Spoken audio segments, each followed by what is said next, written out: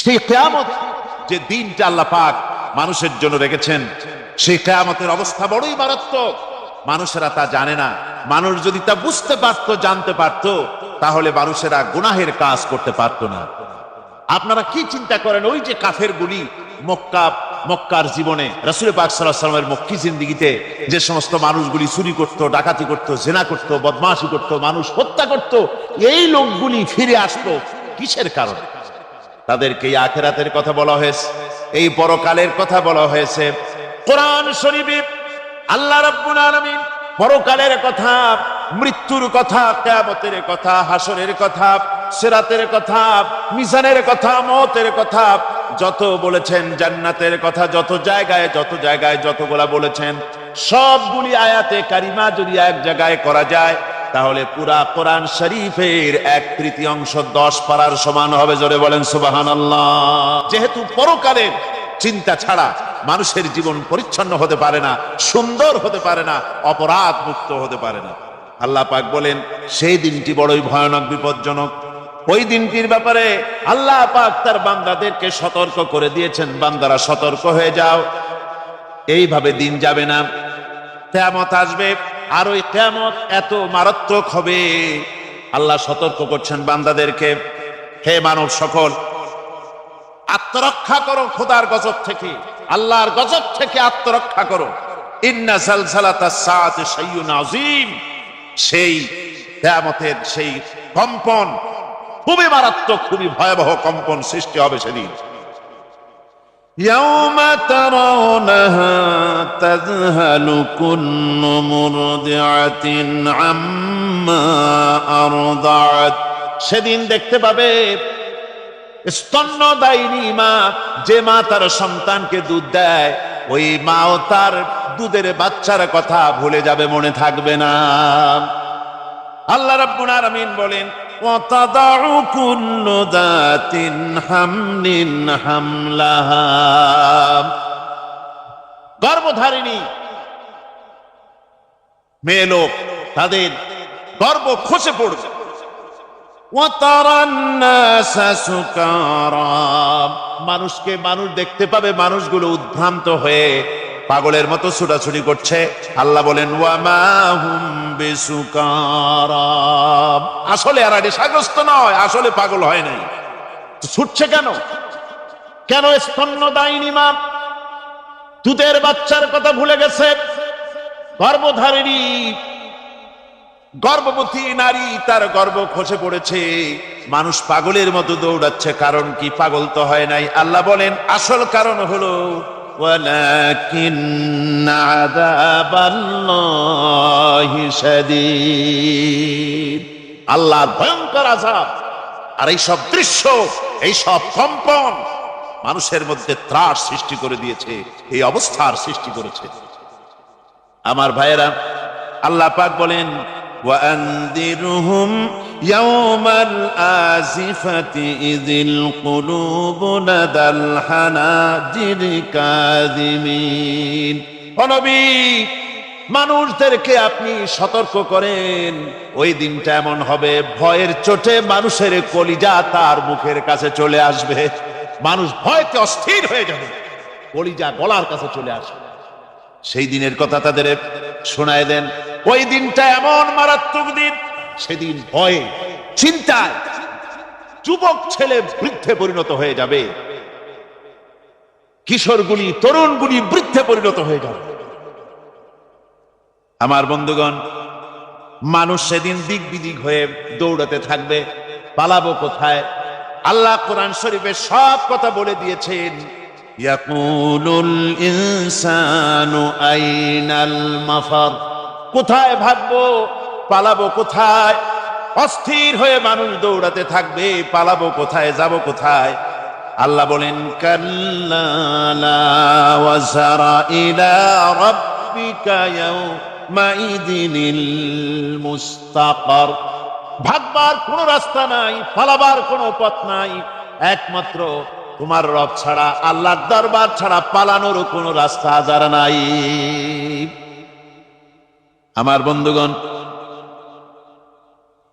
এই কঠিন সময়, এই কঠিন দিনে, পরকালের এই দিনে, কিয়ামতের এই মারাত্মক অবস্থায় সকলকে উঠতে হবে। ক্বালু মা হিয়া ইল্লা হায়াতুনাদ দুনিয়া নামুতু ওয়া নাহইয়া ওয়া মা ইউহলিকুনা ইল্লাদ দাহর।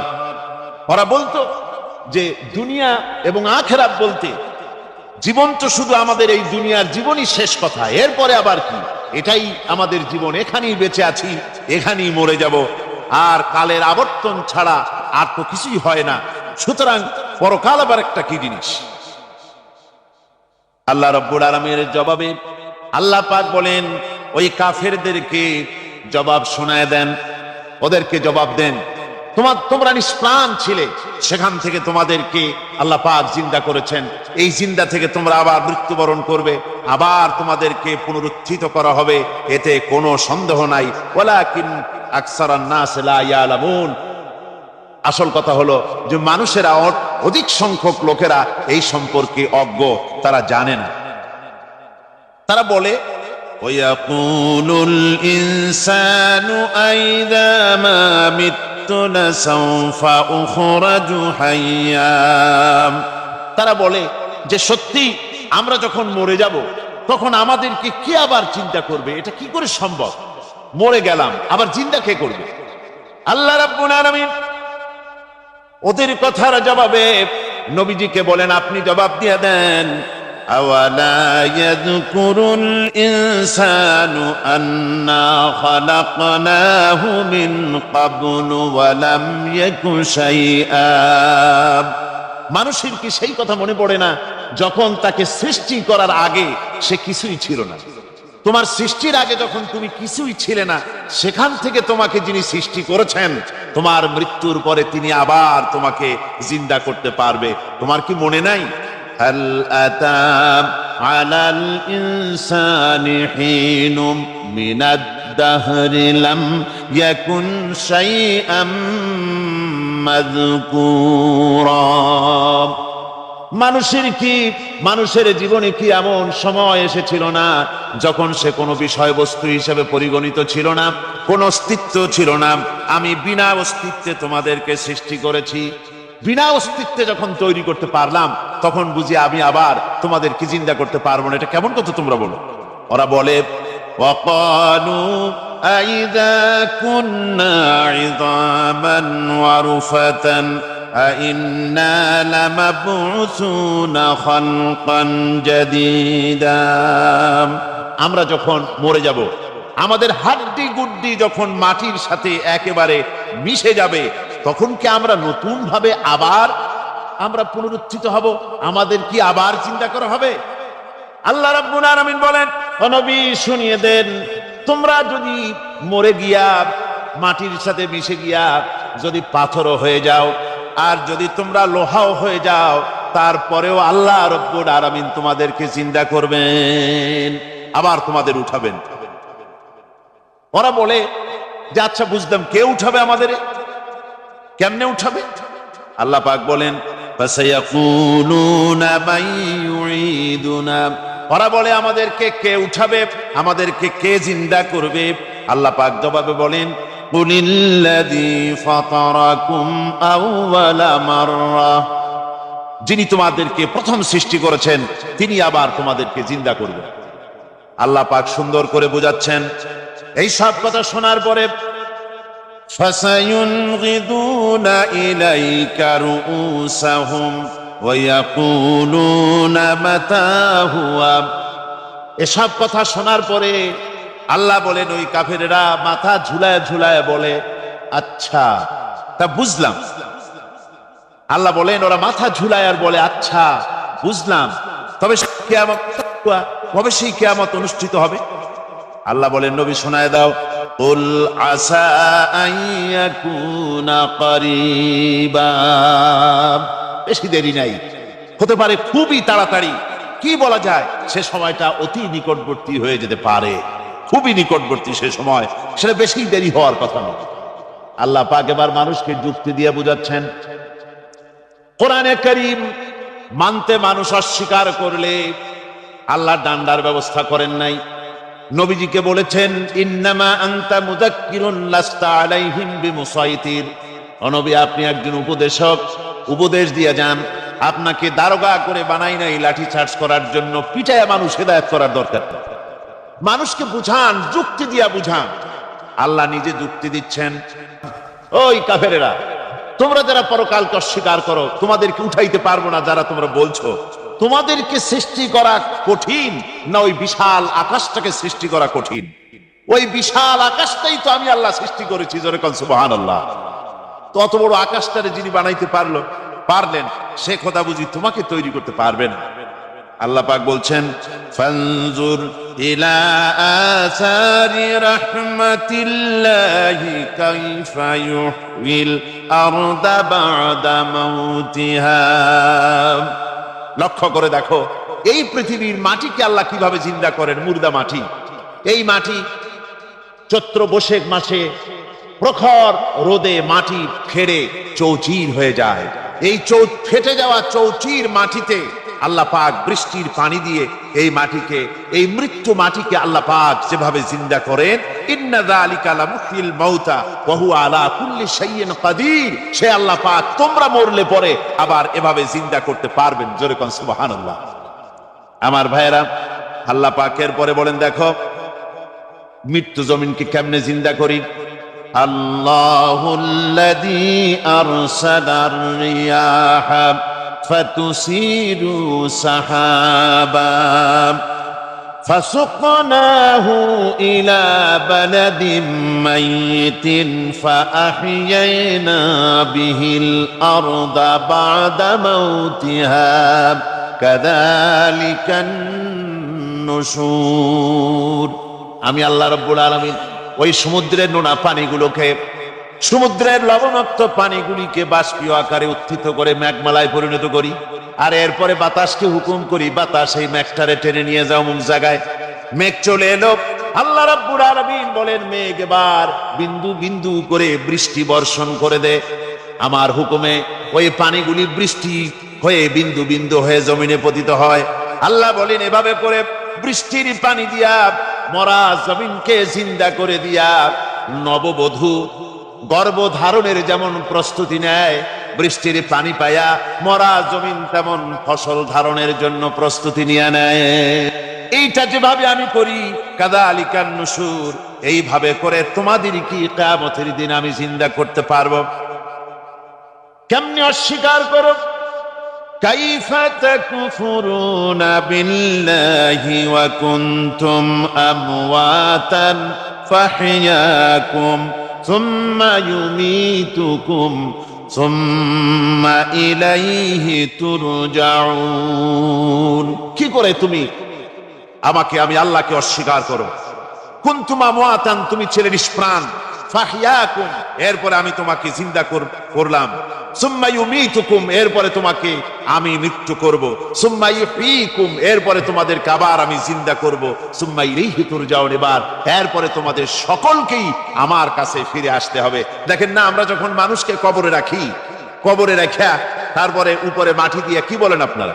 মিনহা খালাকনাকুম, পড়েন, মিনহা খালাকনাকুম ওয়া ফিহা নুঈদুকুম ওয়া মিনহা নুখরিজুকুম তারাতান উখরা। এ বান্দা, এই মাটি দিয়া তোরে তৈরি করা হয়েছিল, এ মাটির ভিতরে রেখে গেলাম, আবার এই মাটি থেকে আল্লাহ রাব্বুল আলামিন তোমারে জিন্দা করবেন। কিয়ামতের ময়দানে সকলকে উঠতে হবে সেখানে আল্লাহর দরবারে। আল্লাহ পাক বলছেন, বান্দা কেমনে অস্বীকার করো? পরকালকে যারা অস্বীকার করো, কিয়ামতে উঠতে হবে, এটাকে কিভাবে অস্বীকার করো? চিন্তা করে দেখো, তুমি নিষ্প্রাণ মাটি ছিলে, সেই মাটি দিয়েই আমি তোমাকে তৈরি করেছি। আবার আল্লাহ পাক মানুষকে আরো বুঝান, কিয়ামত আছে, পরকাল হবে, আল্লাহর দরবারে উঠতে হবে। আলাম ইয়াকুনু ফাতাম মিন মানিজ্জিন ইউমনা, তুমি কি মাতৃগর্ভে নিক্ষিপ্ত এক ফোঁটা পানি ছিলে না? সুম্মা কানা আলাকাতান ফাখালাকা ফাসাওয়া, এরপরে তোমাকে মাংসপিণ্ডে, জমাট রক্তে মাংসপিণ্ডে পরিণত করা হলো। এরপরে তোমাকে সুন্দর করে তোমাকে সুগঠিত করা হলো।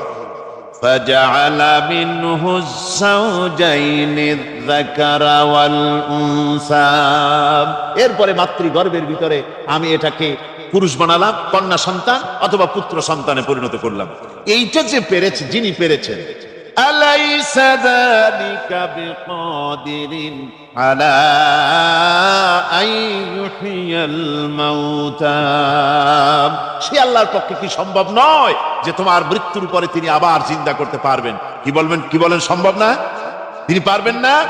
নিশ্চয়ই তিনি আবার কিয়ামতের মাঠে আমাদেরকে হাজির করতে পারবেন, এতে কোনো সন্দেহ নাই।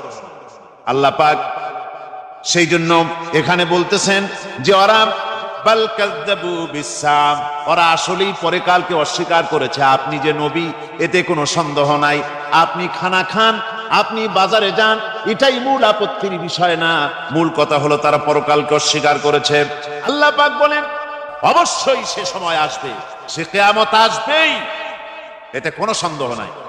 ওয়া আন্নাল্লাহা ইয়াবআসু মান ফিল কুবুর, আর আল্লাহ পাক তিনি কবরের মধ্যে অন্তর্হিত যা কিছু আছে সবাইকে কিয়ামতের দিন আল্লাহ পাক ময়দানে উঠাবেন। কিয়ামতে আল্লাহর দরবারে সকলকে হাজির হতে হবে। আমার বন্ধুগণ, আল্লাহ পাক বলেন ওয়া লাকাদ খালাকনাল ইনসানা মিন সুলালাতিন মিন তিন, লক্ষ্য করো, তুমি ছিলে মাটির নির্যাস থেকে তোমাকে তৈরি করা হয়েছে। শুধু মাটির নির্যাস থেকে তোমাকে কোনো মডেল ছাড়া, কোনো ধরনের আদর্শ ছাড়া, কোনো ধরনের নমুনা ছাড়া তোমাকে সৃষ্টি করা হবে। সুম্মা জাআলনাহু নুতফাতান ফি ক্বারারিম মাকিন, এরপরে মাতৃগর্ভের একটা অত্যন্ত সুরক্ষিত জায়গায় তোমাকে সংরক্ষণ করা হয়েছিল। সুম্মা খালাকনান নুতফাতা আলাকাতান ফাখালাকনাল আলাকাতা মুদগাম, রক্তপিণ্ডকে, নাপাক পানিকে জমাট রক্ত করেছি, জমাট রক্তকে আমি আবার গোশত পিণ্ডে পরিণত করেছি। ফাকাসাউনাল ইযামা লাহমা, এরপরে সুন্দর করে চামড়া দিয়া, গোশত দিয়ে একটা আকৃতি তোমাকে দান করেছি। সুম্মা আনশানাহু খালকান আখারা ফাতাবারাকাল্লাহু আহসানুল খালিকিন, এরপরে সুন্দর একটা বিশেষ একটা আকৃতি দিয়ে তোমাকে আমি সুন্দর করে সুগঠিত করে তোমাকে তৈরি করেছি। সুম্মা ইন্নাকুম বা'দা যালিকা লামাইতুন, এরপরে আমি আল্লাহ রাব্বুল আলামিন তোমাকে মৃত্যু দেব, অবশ্যই তোমাকে মৃত্যুবরণ করতে হবে। এরপরে কিয়ামতের দিন আসবে, ওই বিশেষ মুহূর্ত আসবে, সেই নির্দিষ্ট সময় আসবে, ওই কিয়ামতের মাঠে আল্লাহর দরবারে তোমাদের সকলকে উঠতে হবে, কোনো সন্দেহ তাতে নাই। আল্লাহ পাক বলছেন আমার এই পরকালকে, এই আখিরাতকে, কিয়ামতের দিনকে যারা অস্বীকার করবে, যারা মিথ্যা মনে করবে, আমি তাদেরকে জ্বলন্ত আগুনের শাস্তি তাদের জন্য রেখেছি। জোরে বলেন নাউজুবিল্লাহ। একটা ঘটনা আমি আপনাদেরকে শোনাই যে একজন একটা খাসি আর একটা গাধা পুষত। তারপরে লোকটি তার খাসিকে খুব যত্ন করত, গাধাকে যত্ন করত না। গাধা একদিন খাসিকে বলছে, খাসি একদিন গাধাকে বলছে, গাধা তুই তো আসলেই গাধা। গাধা বলছে তা আমি তো গাধাই, তা আমার এরকম গাল দিয়ে লাভ কি? গাল দিচ্ছে এই জন্য মালিক আমাকে কত যত্ন করে, তাকে লক্ষ্য করেছো? তোমাকে কিন্তু কোনো যত্ন করে না। বাইরের থেকে আসার সময় একটা থাপ্পড় দেয়, যাওয়ার সময় একটা লাথি দেয়, আর আমার ঘাড়ের উপরে হাত তুলায়, আমাকে গোসল করায়, ভুসি টুসি খাওয়ায়, কত যত্ন করে। দাদা বলছে আসলে খাসি তোমার এত যত্ন কেন, তাকে তুমি জানো?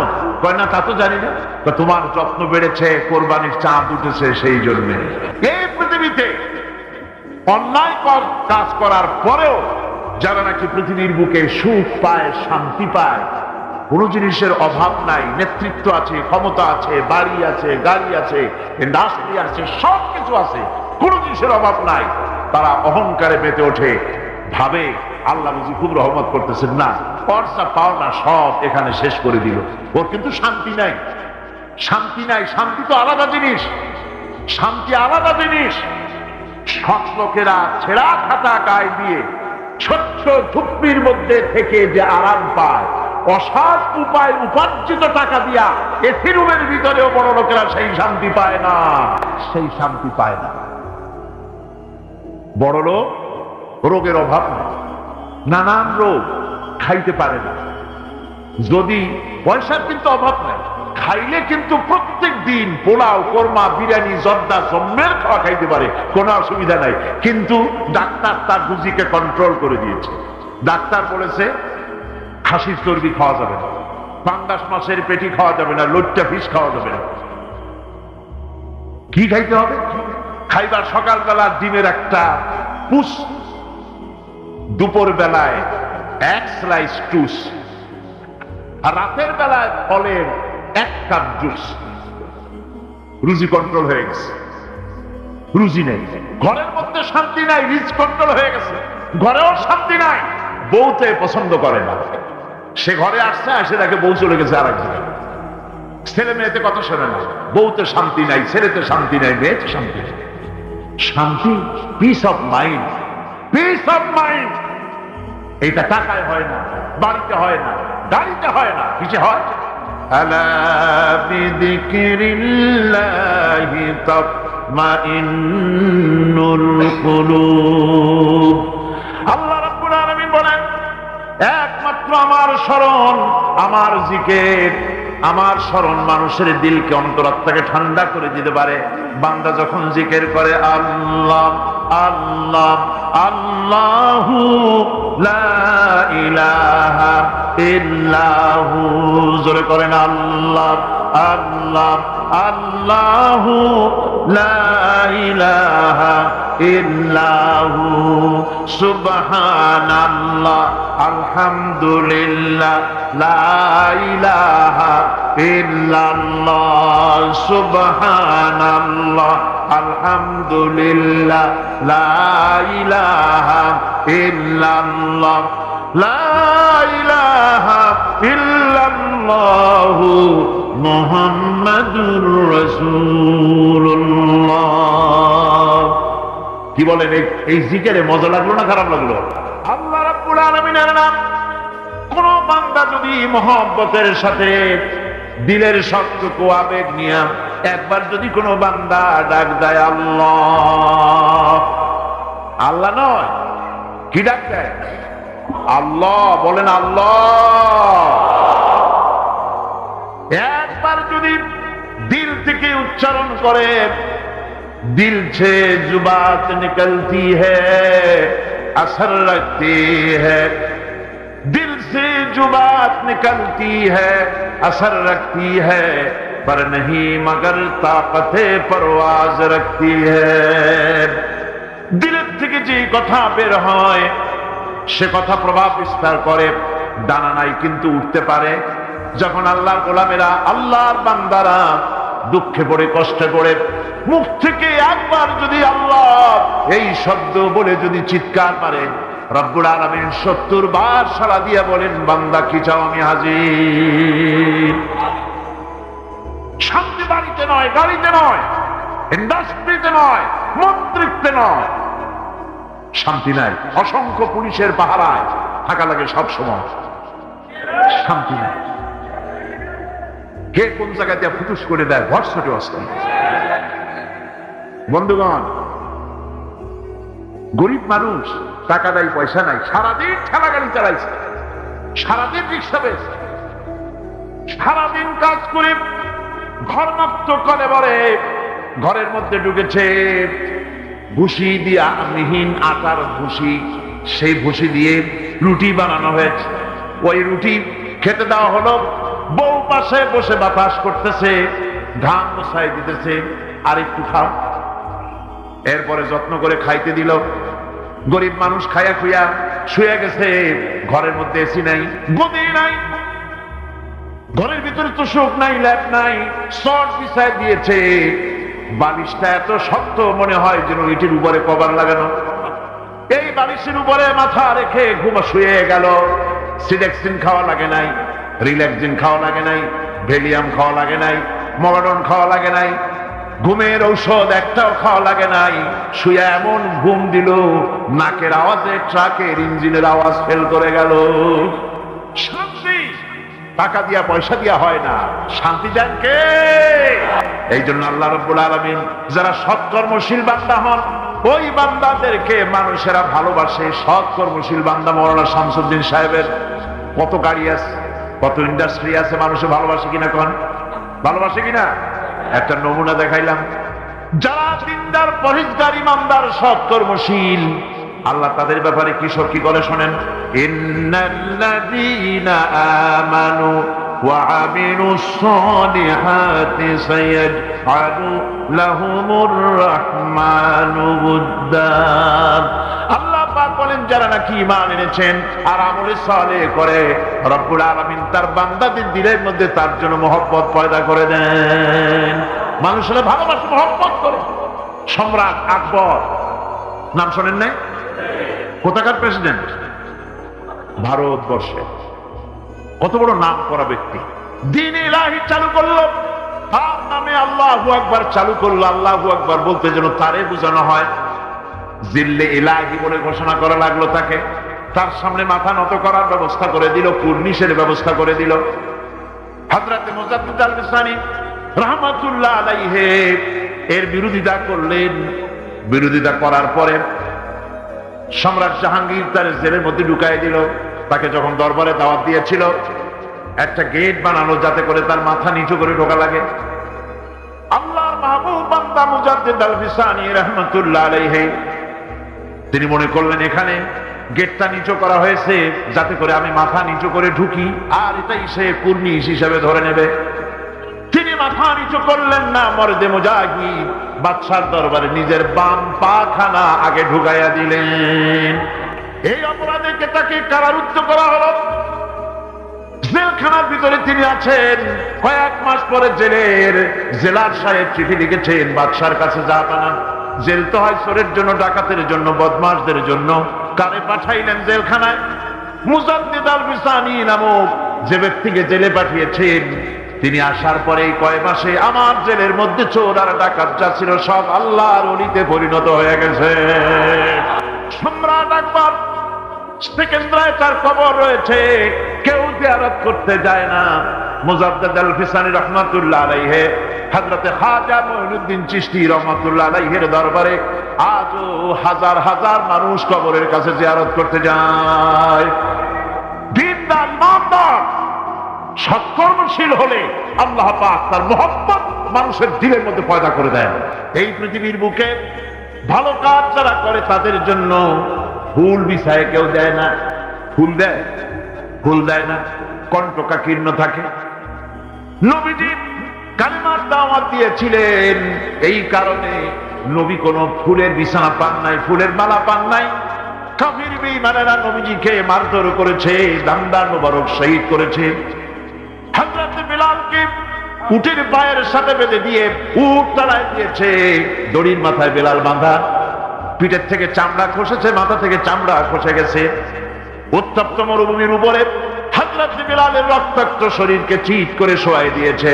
চতুর্দিকে কাফেরেরা দাঁড়ায়া লোহার ডান্ডা দিয়ে তাকে পিটাইছে আর বলেছে লাত মানাতির উপরে এখনো ঈমান আন। হযরত বিলাল একটা ভাঙ্গা আঙ্গুল কোন রকম আকাশের দিকে উঁচু করে বলেছেন আহাদ আহাদ আহাদ লা ইলাহা ইল্লাল্লাহ লা ইলাহা লা ইলাহা লা ইলাহা ইল্লাল্লাহু মুহাম্মাদুর রাসূলুল্লাহ। এত অত্যাচার করা হলো, হযরতে খাব্বাব হযরতে খুবাইবকে মারা হলো, রাসূলের দান্দার মোবারক শহীদ হয়ে গেল। এত কষ্টের পরে এত কাটার মধ্য দিয়ে শিয়াবে আবি তালেবের মধ্যে 3 বছর আটকায় রাখলো। আর তাদের সাইয়্যাদ গুলি হাসানাত দিয়ে বদলায় দেব, তাদের পাপ কাজগুলি আমি নেক কাজে পরিবর্তন করে দেব। লক্ষ্য করে শোনেন, আমার দেশে থানা আছে কিনা? স্তরগুলি, ডাকাতগুলি, জিনাকারগুলি, সন্ত্রাসী ধরা পড়ে, তারপরে কয়েক মাস জেল হয়, আবার ছাড়া পাইয়া যায়। আইন তো এখানে ঠিক মতো চলে না, কথা ঠিক কিনা? আইন কি ঠিক মতো চলে? চলে। পুলিশকে যে দায়িত্ব, যে ক্ষমতা গভর্নমেন্ট দেয়, সরকারি আইনে পুলিশের যে দায়িত্ব আছে, যে পাওয়ার আছে, পুলিশ যদি তার পাওয়ারকে নির্দ্বিধায় যদি এই দায়িত্ব পালন করতে পারত, আমি বলতে চাই গোটা দেশ একটা সুন্দর দেশে পরিণত হয়ে যেত। কিন্তু পুলিশ কি তার দায়িত্ব অবলীলাক্রমে পালন করতে পারে? পুলিশ বহু কষ্ট করে খাগড়াছড়ি আর বান্দরবানের পাহাড় ঘুরে ঘুরে বড় ডাকাতরে ধরে ফেলেছে। বড় চোরাচালানি, স্বর্ণ চোরাচালানকারী বড় একটা ডাকাতরে ধরে ফেলাইছে, জীবনের ঝুঁকি নিয়ে ধরছে। আসামি ধরা কি এত সহজ? গেলি আসামি কয় যে আমার হাতে হ্যান্ডকাপ পরাই দেন, আমি আসছি, এরকম করে না। জীবনের ঝুঁকি নিয়ে তারপরে পুলিশ গ্রেফতার করে, তাদেরকে গ্রেফতার করলো। পরের দিন টেলিফোন আসলো, হ্যালো চট্টগ্রামের এসপি? বলে হ্যাঁ। তুমি ধরছো কারে? আরে ধরছি তো বল তুমি। আরে কেন ধরলা তারে? কয় স্যার অস্ত্র শুদ্ধা ধরছি। তাতে কি হয়? তামাক পার্টির লোক অস্ত্র শুদ্ধা ছাড়িয়ে দিবি যদি চাকরি করতে চাস, কথা ঠিক কিনা? এগুলি অনেক আগে হতো, আজকাল হয়তো না, আজকাল হয়। আমি এ কথা কেন বললাম? থানায় আসামিদেরকে ধরা হয়, জেল হয়ে গেল, কয় মাস পর বেরিয়ে গেল। থানায় তার নামটা আসামির খাতায় লেখা গেল, চোর হিসাবে, ডাকাত হিসাবে, সন্ত্রাসী হিসাবে, চোরাচালাক হিসাবে, ঠিক কিনা? আবার ধরা পড়লো, আবার নাম উঠলো, আবার ধরা পড়লো, আবার নাম উঠলো। জেল থেকে মুক্ত হলো, নাম ঠিকই থাকলো খাতায়। কিন্তু কোন বান্দা যদি গুনাহ করে, আল্লাহ বান্দার জন্য যে খাতা আছে, ফেরেশতারা যেটা লেখে, ওইখানে গুনার খাতায় তার নাম উঠে গেল। রব্বুল আলামিন বলেন, আমার বান্দা যদি গুনাহ করার পর বুঝতে পেরে যখন তওবা করে, তখন শুধু গুনাহ মাফ করি না, গুনার খাতা থেকে নামটাও আমি মুছে ফেলে দেই। এ হচ্ছেন সে আল্লাহ। এবং আমি তার সাইয়্যাতগুলি হাসানাত দিয়ে বদলায় দেই, তাকে উত্তম ভাবে আমি পুরস্কৃত করি। শুধু তাই নয়, শয়তানের অসহায় পড়ে বান্দা যখন একটা গুনাহ করে, আল্লাহ বলে দিয়েছেন একটা গুনাহ লিখবি। আদম আলাইহিস সালামকে আল্লাহ পাক যখন দুনিয়ায় পাঠিয়ে দিলেন, হযরত হাওয়া যখন দুনিয়া আসলেন, আর শয়তানের বুজুর্গি সব শেষ হয়ে গেল। শয়তানে বলল, আল্লাহ আমার সব ইবাদত নষ্ট হইল আদমের জন্য, আমি তোমার কাছে ফরিয়াদ জানাই, তুমি 7টা জাহান্নাম বানাইছো, এই জাহান্নাম আরো বানাও। আমি তোমার এই জাহান্নামগুলি তোমার বান্দাগুলি দিয়ে, ওয়াসওয়াসা দিয়ে এই জাহান্নাম ভরে দেব। যে আদমের জন্য আমার সমস্ত ইবাদত পণ্ড হলো, সেই আদম সন্তান সব আমি জাহান্নামে পাঠাবো। আল্লাহ রাব্বুল আলামিন বললেন, এই কোরআন শরীফের ভিতরে আছে, আল্লাহ পাক বলেছেন, ও আমার ফেরেশতারা, শয়তান কি বলল শুনেছো? আমার বান্দা যখন শয়তানের ওয়াসওয়াসায় পড়ে একটা নেকের একটা গুনাহ নিয়ত করবে, গুনাহ করার নিয়ত করবে, গুনাহটা করে নাই, পাপ লিখবা না। গুনাহ করা হয়ে যাওয়ার পর একটা গুনার জন্য একটা গুনাহই লিখবা। আর যদি আমার বান্দা কোন একটি নেকির কাজের নিয়ত করেছে, হজের নিয়ত করেছে, হজে যায় নাই, মাদ্রাসা মসজিদে দান করবে, চট্টগ্রাম তাফসীরুল কোরআন মাহফিলে দান করবে, করে নাই এখনো, শুধু নিয়ত করেছে, নেক নিয়তের কারণে আমলনামায় একটা নেকি লিখে দিবা। আর যখন নেকের কাজটা করা হয়ে যাবে, আল্লাহ পাক বলেন, নেকের কাজটা যখন করা হয়ে যাবে, আমার বান্দার আমলনামায় একটা নেকের পরিবর্তে 10টা গ্রেস মার্ক লাগাইয়া 10 গুণ বাড়াইয়া দিবা। আমি বান্দা, আল্লাহ পাক বলেন, বান্দার কোন আমলের উপরে আমি জুলুম করি না। বান্দা যদি যে সব কাজ করবে, সমস্ত নেক কাজের জন্য আমি তাকে সওয়াব দান করব। শুধু তাই না, সৎকর্মশীল ব্যক্তিদের রুজিতে আমি বরকত দিয়ে দিব। সুবহানাল্লাহ কোন। ভালো কাজ যারা করবে তাদের রুজিতে আল্লাহ পাক কি করবেন? যারা ঈমান আনবে এবং ভালো কাজ করবে, আমি তাদেরকে উত্তম রিজক দান করব। শুধু তাই নয়, আমলে সালিহ যারা করবে, সৎকর্মশীল লোকদের, তাদের জন্য রয়েছে আমার কাছে ক্ষমা মাগফিরাত। নিঃসন্দেহে আমি ক্ষমাশীল ওই সব বান্দাদের জন্য যারা সৎ কাজ করে, আমলে সালেহ করে, নেক কাজ করে, আর গুনাহ থেকে তওবা করে, আর এই তওবার উপরে, হেদায়েতের উপরে টিকে থাকে। আমি তাদের গুনাহ খাসি আমি রব্বুল আলামিন মাফ করে দেই। গুনাহ খাতাকে ক্ষমা করে দেব। যারা ঈমান আনবে, আমলে সালেহ করবে, নেক কাজ করবে, তাদেরকে আল্লাহ পাক ক্ষমার ওয়াদা করেছেন। বন্ধুগণ, ঈমান এবং আমলে সালেহ কারীদের জন্য আল্লাহ পাক বলেছেন আমি তাদেরকে ক্ষমতা দেব, রাষ্ট্রীয় ক্ষমতা দেব। সুবহানাল্লাহ। যারা আমলে সালেহ করবে, কোরআন শরীফে এমন জায়গা খুব কম আছে যেখানে ঈমানের কথা আছে আর আমলে সালেহের কথা নাই। প্রায় সকল জায়গায় ঈমান আর আমলে সালেহের কথা পাশাপাশি আল্লাহ পাক বলেছেন। আমলে সালেহ যারা করবে, ঈমান আনবে, আমলে সালেহ করবে, আল্লাহ পাক তাদেরকে রাষ্ট্র ক্ষমতা দান করবেন। কোরআন বলছে ওয়াদাল্লাহুল্লাযীনা আমানু মিনকুম ওয়া আমিলুস সালিহাতি লায়াস্তাখলিফান্নাহুম ফিল আরদ কামা ইসতাখলাফাল্লাযীনা মিন ক্বাবলিহিম। আল্লাহ পাকের ওয়াদা, কার ওয়াদা বলেন? আল্লাহ পাক ওয়াদা করেছেন নেককার যদি হও, সৎকর্মশীল যদি তোমরা হও, তাহলে নেককারদের বিনিময় আমি রব্বুল আলামিন তোমাদেরকে রাষ্ট্র ক্ষমতা দান করব, যেমন করে তোমাদের পূর্বপুরুষদেরকেও রাষ্ট্র ক্ষমতা দিয়েছিলাম। ঈমানের কোনো দাম নাই যদি আমলে সালেহ না থাকে। ঈমান হচ্ছে এক, এটা মূল্যহীন হয়ে পড়ে যদি আমলে সালেহ না থাকে। ঈমান হচ্ছে এক, এক তো নিশ্চয়ই বোঝেন, একটা অঙ্ক এক, আর আমলে সালেহ হচ্ছে জিরো, শূন্য। এই একের সামনে একটা শূন্য লাগালেন, ঈমান এনেছেন, একটা নেক কাজ করেছেন, তাহলে কত হয়ে গেল? 10 হলো। আর একটা ভালো কাজ করলেন, কত হইল?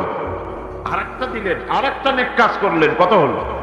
এভাবে করে শূন্য যত বসাবেন, তার মানে ভালো কাজ যত করবেন, আপনার ঈমানের মর্যাদা তত বৃদ্ধিপ্রাপ্ত হতে থাকলো। আর এই নেক কাজগুলি, এই শূন্যগুলি বসাতে হবে একের ডান দিকে। কোন দিকে?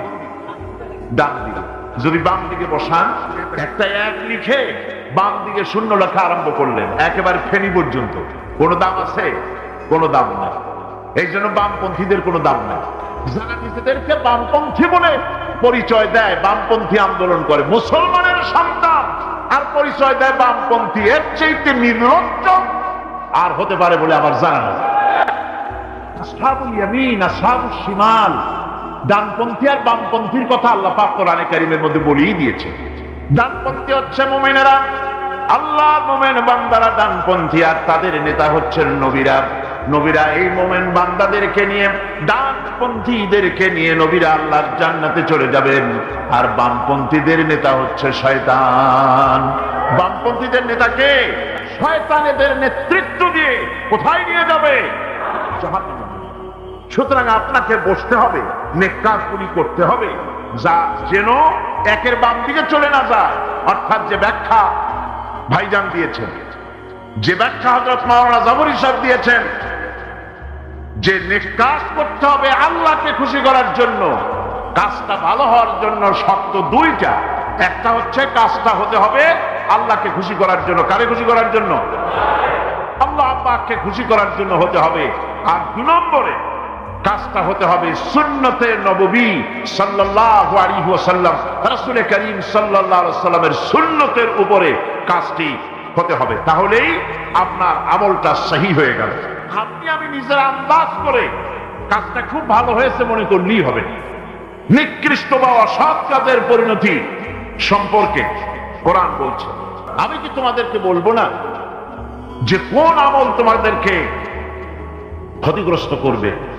সেটা হচ্ছে সেই আমল যারা দুনিয়ার জীবনে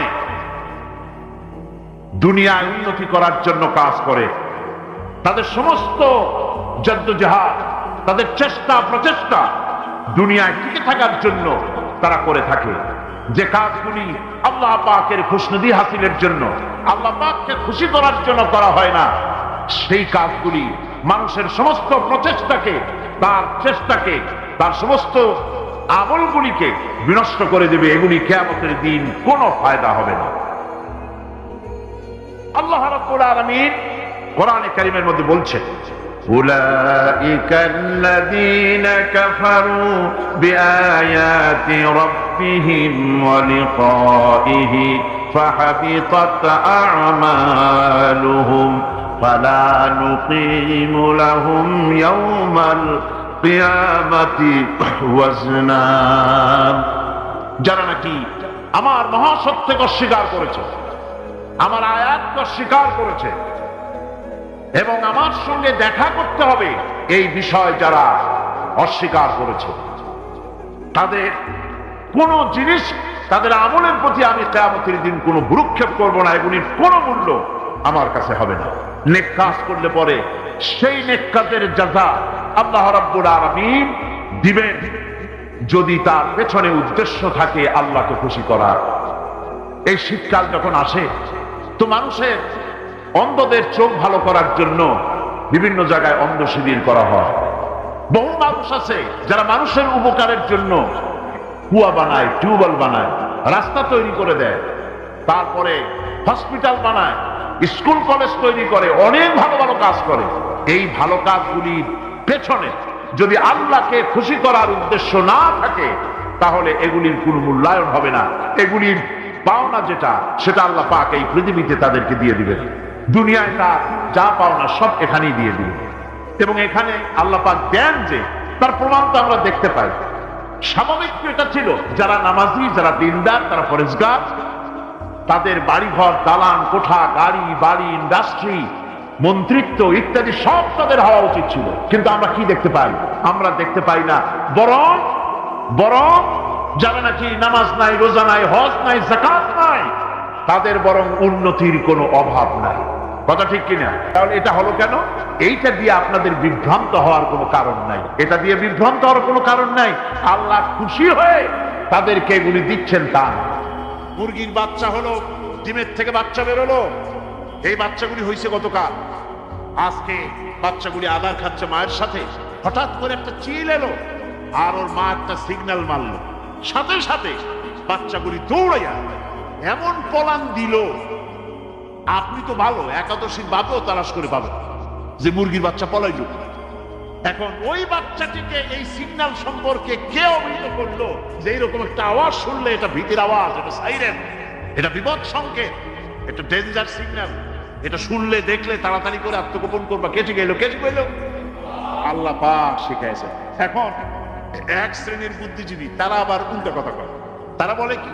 তারা বলে যে মুরগি বাচ্চা, এই বাচ্চাতে দৌড় মারলো, এখানে আল্লাহ এইসব কিছু নাই, নাউযুবিল্লাহ মিন যালিক। তো এখানে কি আছে? বলছে এখানে বিষয়টা হলো এই যে এই মুরগি আর ওর বাপ মা, এই দুজনের মধ্যে আছে চিলের ভয়, আছে শিয়ালের ভয়। ওই ভয় ওদের মধ্যে ছিল, এই মা বাপের ক্রসের মাধ্যমে বাচ্চা আসছে। কাজে ওই ভয়, বাপের যদি কোনো রোগ থাকে, মায়ের রোগ থাকে, তো এগুলি তো বাচ্চার মধ্যেও ঢোকে। তো ভয় হোক, সুখ হোক, দুঃখ হোক, এই অনুভূতি স্বাভাবিক প্রক্রিয়ার মাধ্যমে বাচ্চার মধ্যে ঢুকছে, আর সিল দেখে আওয়াজ শুনে সে আত্মগোপন করেছে। এইটা আমি করিয়া আমি আমার আলোচনা এক জায়গায় বললাম বুদ্ধিজীবীদের উদ্দেশ্যে, যদি সত্যিই তাই হয়, মোরগ আর মুরগি মা বাবার মধ্যেই ভয় আছে বলে বাচ্চার মধ্যেই ভয় ঢুকছে, সেই জন্য সে আত্মগোপন করছে। তাহলে আবার মানুষের ব্যাপারে কথাটা আনি, মানুষেরা সাপের ভয় করে না মহব্বত করে? কথার জবাব দিলে না, যখন তখন মনে হয় আপনারা সাপ বুঝি ভালোবাসেন। সাপ আমরা সকলেই ভয় পাই, মায়ও ভয় পায়, বাবাও ভয় পায়। এই মায়ের গর্ভে সন্তান এসছে, সন্তানের বয়স 2 বছর, 2.5 বছর, ঘরের মধ্যে কেউ ছিল না, ঘরের মধ্যে একটা সাপ আসছে, একটা সুন্দর সাপ, দেখতে সুন্দর, কিন্তু সে সাপে কামড়ালে মানুষ মরে যায়। ওই সাপটা মাথা উঁচু করে ফোনা ধরেছে। এই বাচ্চাটা কি সাপ দেখে দৌড় মারবে, না বাচ্চাটা ওই সাপটাকে ধরার জন্য সে এগিয়ে যাবে? কোনটা করবে? এগিয়ে যাবে। তাহলে মা বাপের ভয়, তাদের মা বাপের রক্তের মধ্যে, শিরার মধ্যে সব জায়গায় সাপের ভয়, তার মাধ্যমে বাচ্চা এসে বাচ্চার মধ্যে সাপের মহব্বত হইল কেন, ভয় হইল না কেন বাচ্চা অবস্থা? সুবহানাল্লাহ। আমার বন্ধুগণ, মুরগির বাচ্চাকে হেফাজত করার জন্য বুদ্ধিমান প্রাণী মানুষ তার কাছে নাই বলে আল্লাহ রাব্বুল আলামিন তারে বাচ্চা অবস্থা থেকে বোঝার তৌফিক দিয়েছেন কোনটা ভয়ের আওয়াজ, কোনটা হলো বিপদের আওয়াজ। মানব সন্তানের প্রতিপালন করার জন্য তার মার বাবা আছে বলে ওই রকম করে পশুদের মধ্যে আল্লাহ বানান নাই, তাকে হেফাজত করার জন্য মা বাপ আছে বলে এ দায়িত্ব আল্লাহ পাক মা বাপের উপরে ছেড়ে দিয়েছেন। মা বাপ তাকে হেফাজত, রুবুবিয়তের প্রতিপালন, হেদায়েতের এই প্রতিপালন আল্লাহ পাক মানুষকে এভাবে করে তাদেরকে হেদায়েত দিয়েছেন, তার পথের চলার দিশা দিয়েছেন। পিঁপড়ার খাদ্য সংগ্রহের ব্যাপারটা দেখেন, পিঁপড়ার আছে দারুণ ঘ্রাণ শক্তি। কোথায় খাবা? 5 তলায় আপনি মিষ্টি খাচ্ছেন, রসগোল্লা থুয়ে দেন, তারপরে দেখেন কোন জায়গায় দিয়ে পিঁপড়া এসে জমের খাওয়া খায়, ঠিক কিনা? দেখেন তার কত তীব্র ঘ্রাণ সেখানে চলে যাচ্ছে। তাকে হেদায়েত দেওয়া হয়েছে, তাকে ঘ্রাণ শক্তি দেওয়া হয়েছে। চীন, শকুন, ঈগল কোথায় থাকে বুঝেন না? মহাশূন্যে 3 থেকে 3.5 মাইল উপরে শকুন, বাজ, ঈগল উঠতে থাকে। খাবে কি? ওখানে তো তার খাবার ছড়ানো নেই। আল্লাহ হচ্ছেন এমন রব, আমাদের স্রষ্টা হচ্ছেন এমন রব, যিনি ওই চিল বাজ আর শকুন মহাশূন্যে যেগুলি উড়ে বেড়ায় ওদেরকে আল্লাহ পাক এমন তীব্র দৃষ্টি শক্তি দান করেছেন, 3 মাইল উপর থেকেও ছাগল মুরগি মরা দেখলে ওখান থেকে সে ঝাঁপায় পড়ে তা খেতে পারবে। তাকে দেওয়া হয়েছে দৃষ্টি শক্তি। এরকম করে যার যা প্রয়োজন সমস্ত প্রয়োজনগুলি আল্লাহ মেটাচ্ছেন। এরই নাম হচ্ছে রুবুবিয়াতে ইলাহি।